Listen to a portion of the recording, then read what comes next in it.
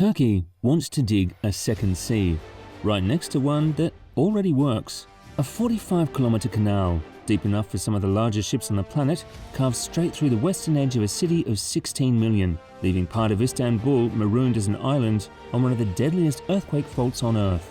The price tag? Up to $25 billion.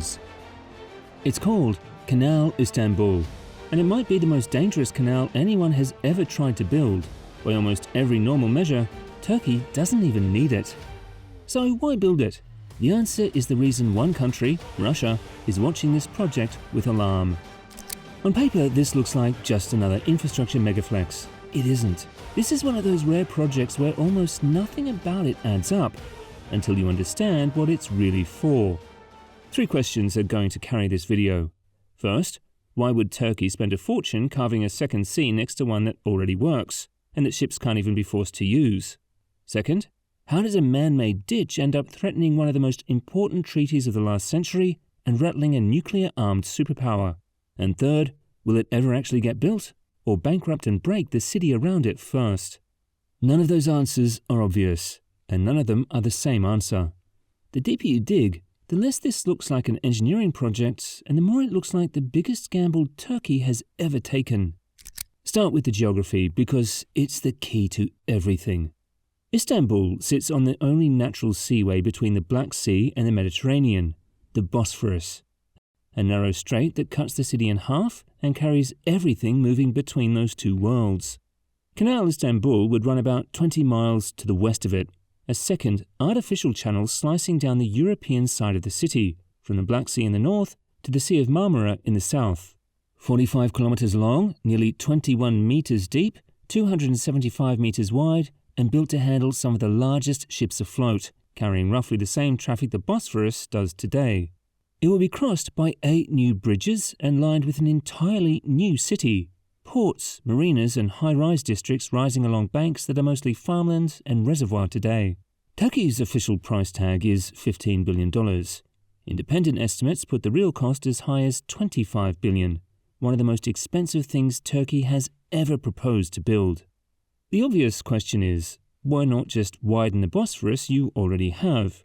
Because the Bosphorus runs straight through the dense heart of the city, twisting past palaces, ferries and waterfront mansions. You can't widen it without demolishing the city around it. So Turkey's answer is to dig a second one from scratch. And here's what stops it being normal. As of 2026, after 15 years of announcements, the canal barely exists. A single bridge foundation was laid in 2021, then it stalled. Too expensive, too contested, with no bank willing to fund it. The transport minister still insists it will happen when the financing is found. For now, it's mostly a line on a map. So what's the case for it?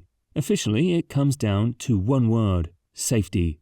Tens of thousands of vessels squeeze through the Bosphorus every year, more traffic than the Suez and Panama canals combined, making it one of the busiest and most hazardous waterways on Earth.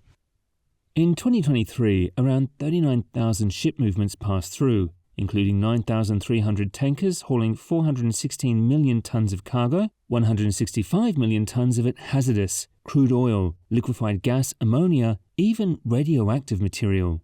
All of it threading a 30-kilometer strait that bends through a megacity, past blind curves and turns sharp enough to run a ship aground. And ships do run aground. In 2018, a 225-meter cargo vessel lost control and slammed into a historic waterfront mansion. Back in 1979, a tanker collision near the strait's mouth exploded and burned for weeks. A single bad grounding can shut the entire strait and put an oil fire in the middle of a megacity. Turkey's argument is simple: move that floating hazard out of the city centre before one of those accidents becomes a catastrophe. And along the way, the government says, the canal would create thousands of jobs and a brand new economic hub on the city's western edge. That's the official story. Critics tell a different one. The former finance minister, Erdogan's son-in-law, bought land along the canal's planned route, and so did members of Qatar's royal family. A 2025 city survey found 70% of Istanbul residents oppose the project. To them, this was never about safety. It's about real estate, tolls, and a strategic prize the government doesn't openly talk about, which is exactly where this story turns. Before we get to that prize, look at what this canal would do to Istanbul itself, because this is where it earns the word dangerous. Start with the ground it's dug into. The route runs along the North Anatolian Fault, the same one that leveled the region around Izmit in 1999 and killed more than 17,000 people. Seismologists have warned for years that Istanbul is overdue for a major quake of its own, and Canal Istanbul would take the western slice of the city, the land trapped between the new canal and the Bosphorus, and turn it into an island holding millions of people sitting on that fault with its land routes outcut by water. In the next big quake, the people who'd most need to escape would be the ones the canal had boxed in. Then there's the water people drink. The canal's path runs straight through the Sazlıdere Reservoir, part of a system that supplies close to a third of Istanbul's drinking water and would swallow it whole. And by joining two seas of different salinity, the canal would disrupt the ecosystems of both the Sea of Marmara to the south and the Black Sea to the north.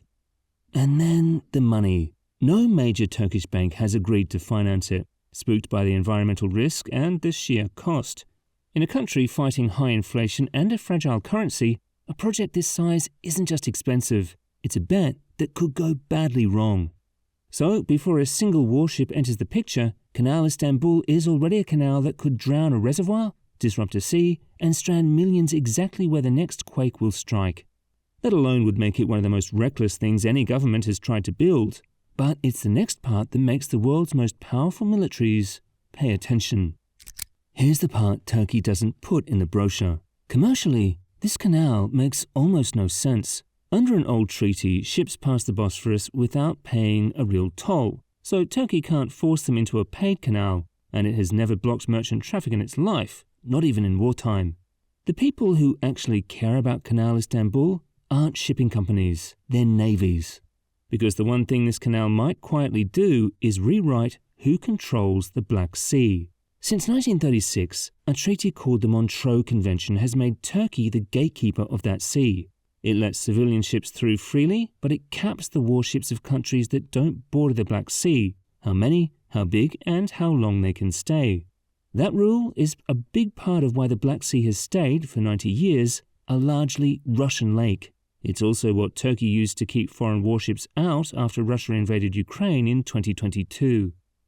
And Erdogan has suggested the canal might sit entirely outside it. In his words, Montreux only binds the straits. This is totally outside Montreux. If that argument ever held, the cap on NATO warships could simply vanish, opening a new path for Western navies to reach Russia's coastline. Time called it a move that would horrify Moscow. That's the prize. Not tolls, not safety. A canal that could quietly pull the rug out from under Russia's entire southern flank. Which is why the country watching Canal Istanbul most closely isn't on the Bosphorus at all. So is Russia right to worry? Maybe not. This is where the whole story tightens. The Montreux loophole has a giant hole in it, and it's called the Dardanelles. To reach the Black Sea from the Mediterranean, a warship has to pass through two Turkish straits, not one, the Bosphorus, and before it, the Dardanelles, about 140 miles to the southwest. Canal Istanbul only replaces the Bosphorus leg. The Middle East Institute put it bluntly. There is no legal basis for bypassing Montreux unless Turkey digs canals around both straits. A warship using the canal is still inside the Turkish Straits system, still, arguably, bound by the treaty. Legal experts go further. One scholar says a single country simply can't overrule a multinational treaty on its own. Turkey even quietly edited the canal's own environmental report to state that Montreux would still apply to it. And Russia? Moscow has stayed strangely calm, because privately many believe the canal will never actually be dug. Analysts who track the region read that quiet not as fear, but as patience. In their view, Russia treats Canal Istanbul less as a military threat than as a piece of domestic theatre, a project Turkey loves to announce and is in no hurry to finish. They might be right. All this time later, no excavation has started, no bank will pay for it, and Istanbul's own mayor, now jailed in a separate crackdown, argues the money would be better spent earthquake-proofing the city that already exists. Every force in the equation, legal, financial, geological, political, is pulling against it. Which leaves Canal Istanbul as one of the strangest projects on the planet. A canal that might break a treaty it may never be built to break.